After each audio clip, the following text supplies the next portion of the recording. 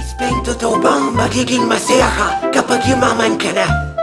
Lie. Yeah, magiging masaya ka rin pag yumaman ka kasi makukuha mo yung gusto mo. Pero kung yun lang yung ikakasaya mo dahil yumaman ka, hindi, marami pang iba na hahanapin ka. Kung minsan nga, yung yaman nila yun pa yung nakakalungkot sa kanila. Kasi dadating ang time, anything na gustuhin mo, makapag-travel, bumili ng car, damit, bag, relo, parang sisiyo na sa yun eh, kaya mo na yan. So tumataas na yung level ng saya mo, hindi ka na mababaw. Pag hindi ka na mababaw, ang hirap mo na pasayahin. Kasi may hinahanap ka na ng iba. Ang matindi nun, kung yung hinahanap ng iba, hindi na nabibili ng pera. Parang yung yakap ng anak mo, pansin ng mataong mahal mo, time heart to sa taong mga namimiss mo. Dahil hindi mo makuha yun, inisip mo mayaman ako lahat na mabibili ko, lahat na makukuha ko. Pwede ka pa rin lumungko kahit mayaman ka. Kaya hindi porket mayaman ka na, masaya ka na agad. There's a certain happiness sa puso mo, yung peace, hindi mo makukuha yan dahil lang yumaman ka.